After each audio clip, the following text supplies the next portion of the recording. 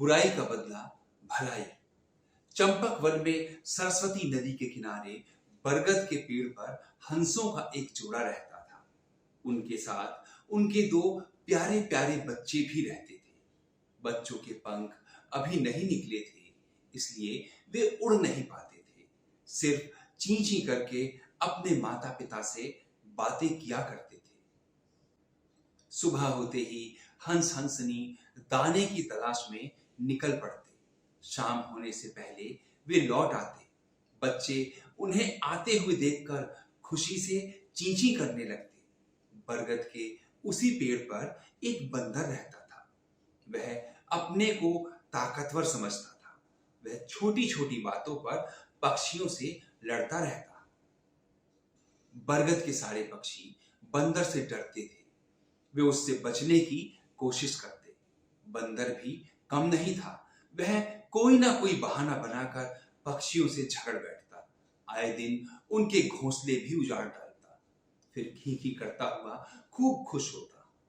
एक दिन बंदर ने अकड़कर पक्षियों से कहा, सुनो, मैं तुम सब में सबसे ताकतवर हूं, इसलिए तुम लोग रोज आते जाते मुझे नमस्कार किया करो। हंस को यह बात पसंद नहीं आई। उसने कहा, बंदर भाई, अपने मुंह से अपने को बड़ा कहना अच्छा नहीं लगता। हंस की बात सुनकर बंदर गुस्से में आ गया। वह दांत किटकिटाकर हंस की ओर दौड़ा, पर दूसरे पक्षियों के रोकने के कारण झगड़ा उस दिन आगे नहीं बढ़ा। दूसरे दिन हंस शाम को वापस आया। वह अपने घोंसले को तहस नहस देखकर सन्न रह गया। उसके दोनों प्यारे प्यारे बच्चे बेहोश पड़े थे। आज वे गर्दन उठाकर चींची नहीं कर रहे थे। हंस समझ गया कि यह सारी करतूत बंदर की है। वह चुपचाप अपना घोंसला फिर से बनाने में जुट गया। रात भर वह घोंसला बनाने में जुटा रहा।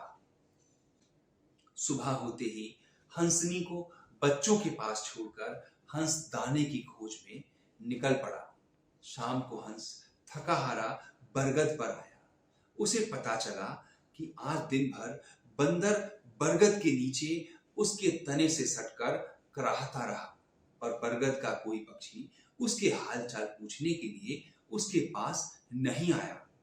हंसनी ने कहा, अच्छा हुआ, इस दुष्ट को ऐसी ही सजा मिलनी चाहिए। आज उसे पता चलेगा कि दूसरों को सताने से क्या होता है। हंस बोला, तुम्हें ऐसी बातें नहीं कहनी चाहिए। भले ही वह दुष्ट है, लेकिन हमारा पड़ोसी है। इस समय वह मुसीबत में है, हमें उसकी मदद करनी चाहिए। इतना कहकर हंस उसी वक्त बंदर के पास पहुंचा। भाई, तुम क्यों कराह रहे हो?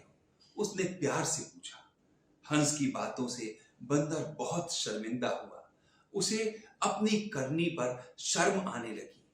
उसने कराहते हुए जवाब दिया, आज सुबह जब मैं नीचे उछल कूद रहा था, तब बेल का एक फल मेरे सिर पर आ गिरा। मैं बेहोश होकर गिर पड़ा। होश में आया तो देखा सिर से खून बह रहा है।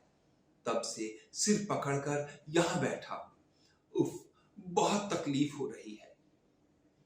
हंस वहां से उड़ता हुआ एक झाड़ के पास गया और उसका एक पत्ता तोड़ लाया। पत्ते का रस चोंच से दबाकर निकाला। उसे बंदर के सिर में चोट की जगह लगा दिया। थोड़ी ही देर में बंदर को आराम आ गया।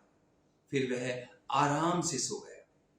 दूसरे दिन बरगद के सारे पक्षी बंदर में आए बदलाव को देखकर हैरान थे।